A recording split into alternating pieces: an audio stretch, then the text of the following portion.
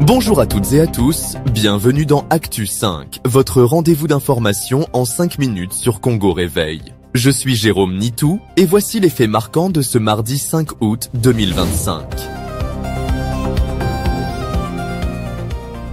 Justice, procès Constant Mutamba.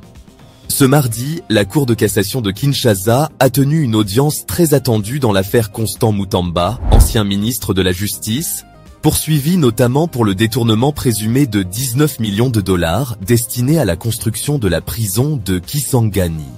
La séance a été marquée par une vive polémique.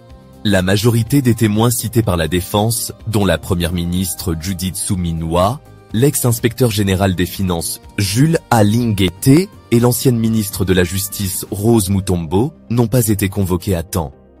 En revanche, les témoins du ministère public étaient déjà présents, provoquant la colère des avocats de Mutamba, qui dénoncent une violation de l'égalité des armes. Face à cette situation, la Cour a décidé de reporter l'audition des témoins au mercredi 6 août, afin que toutes les parties puissent être entendues dans la même séance.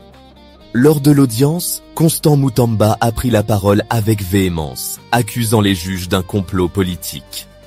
Je cite: « Je ne suis pas ici pour recevoir des menaces. Si vous avez déjà un complot planifié, faites ce que vous voulez, je vais tout assumer. » Ces propos, largement relayés sur les réseaux sociaux, divisent l'opinion publique. Pour ses partisans, il s'agit d'un procès politique destiné à écarter un opposant. Pour ses détracteurs, cette posture n'efface pas la gravité des accusations qui pèsent sur lui. Ce dossier reste sous les projecteurs et pourrait avoir des répercussions politiques dans les semaines à venir. Sécurité et liberté de la presse. Assassinat d'un journaliste à Bukavu. À Bukavu, c'est la consternation après la découverte, ce matin, du corps atrocement mutilé du journaliste Fiston Wilonja dans le quartier de Nguba, près de la frontière rwandaise. Cette zone est sous contrôle de l'Alliance Fleuve Congo, alliée au M23. La communauté journalistique et plusieurs ONG exigent une enquête internationale indépendante. Sécurité. Attaque contre le bureau de l'intendant d'Olive Lambé Kabila. Tôt ce matin, vers 5 heures, des hommes armés identifiés comme des militaires de la présidence auraient pris d'assaut le bureau de l'intendant de Marie-Olive Lambé Kabila, épouse de l'ancien président Joseph Kabila. Le bâtiment, situé au croisement Batetela à Kinshasa, a été encerclé et fouillé dans ce qui est décrit par plusieurs témoins comme une opération musclée. Olive Lambé a vivement réagi, accusant les assaillants d'être venus, je cite, « soi-disant pour m'éliminer physiquement ».